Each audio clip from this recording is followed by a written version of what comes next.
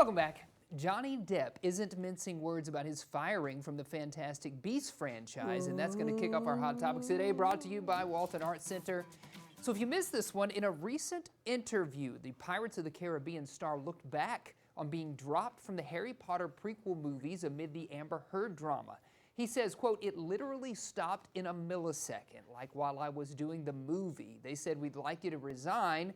But what was really in my head was they wanted me to retire," end quote. Reflecting on his court battle with Heard, saying, quote, "None of this was going to be easy, but I didn't care," adding, "It had gone far enough," end quote there. So, man, he didn't mince words. He really just kind of laid it out there. He said it how it is. And you know what? Kind of respect for that. I mean, he was very respectful and resigned. Sure. And was like, you know, this is their decision. But, you know, it's why we all know what happened, right? And we all saw it understand why play it out. happened. So there's no point in pretending. Yes. You know. But I know, I have to say I haven't watched any of those prequel movies, but I want to. They've been on my list to watch for like 5 years. And I don't remember who replaced him. I can't remember the name, but he was great too. Sure. It just, you know, we all know what happened behind the scenes. Right. So it just kind of was like, It's a little bit icky. yeah. Yeah. Well, we've all been stuck in traffic before, but how about goose traffic? Goose traffic? Yeah. Tell me more. So one of our producers, Savannah's, her drive home yesterday came to a full stop at a red light thanks to a gaggle of geese. At least 15 to 20 of them took their sweet time waddling across the road, holding up a Toyota 4Runner, and everyone trying to turn left. No honking, no road rage, just a polite pause for some feathered pedestrians. And who can blame them? Geese always cross the street like they own it. So next time you're running late, you might want to leave room for a few unexpected quacks or honks on the road. You got it. Listen, I'm going to stop for a bird. I'm going to stop for a turtle. Sorry, you know? I got to tell you something. So in my neighborhood, we've got some ponds, and we get geese every year. We've got them there now. Yeah. And they get on the street like this, and they kind of stop traffic. Well, you know I'm a frequent runner, right? So I'm always out running. I just run right through the geese, and I'm like, "Hey, move, move." And I just tell them what to do. He's one of us. I'm speaking their language. I thought you were going to say they chased you. So No, if they no, no. start chasing They you. get out of the way. I'm like the traffic cop of the geese in our neighborhood. He's coming. Run, Yeah, exactly. Run away, run away. Exactly. my And the cars are gosh. like, "Thank you, thank you." Oh, my gosh. Anyway. You're a nut. I know. Check this out. Scientists have sequenced an ancient Egyptian skeleton's entire genome for the very first time. This is fascinating to me. This is so cool.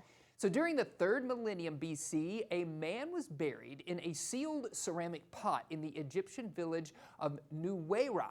And now, using one of his teeth, researchers have sequenced his DNA, marking the first whole genome belonging to an ancient Egyptian. Researchers uncovered North Africans' roots from some ancestry from the Fertile Crescent. The DNA was well preserved thanks to the unique non-mummified burial, offering a rare look into the life of an ordinary Egyptian, possibly a skilled potter during the Old Kingdom. So I find this fascinating. I always find kind of mapping the human genome to be something that's mind-blowing. It's so cool, and it's like they were saying they kind of suspected that Egypt had traded with Mesopotamia and things like that, but this kind of links that together. It's kind of that confirmation. What a cool study. It is cool. Yeah. So shout out.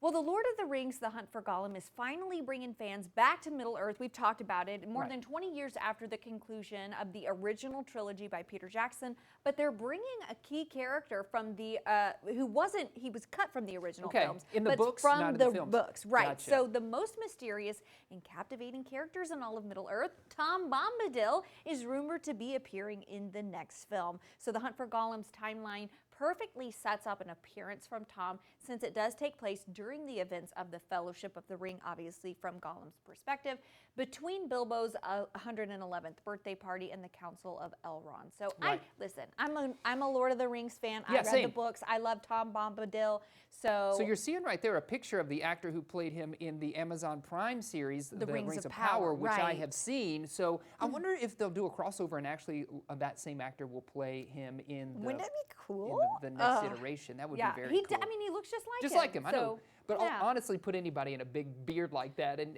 I'd look like you'd look like him. Absolutely. Well, if you've ever lined up outside the old Cherryvale Mall theaters in Rockford, Illinois, you might remember a plaque marking a buried time capsule set to be opened on July 4th, 2025.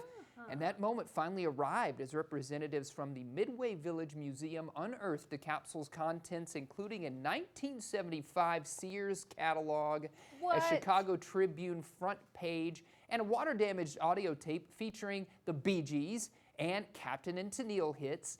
Unfortunately, much of it was damaged by water, but the discovery still offered a nostalgic glimpse into what the community once hoped to preserve for the future. I find that fascinating. I find it a little sad that we didn't Yes. have the technology. Just put them in a Tupperware. I don't I know, didn't we know, have that I in know. 1975? Surely. Something could have preserved them a little better, but it's interesting Yeah. to see. You got a Sears catalog there. I wonder what the I'm prices super were. fascinated by the Sears I know, catalog. I don't same, know why, but same. I just, oh, that's super cool though. Yeah. We need to do a time capsule. No, let's We do. just let's do put it our today. whole selves in it.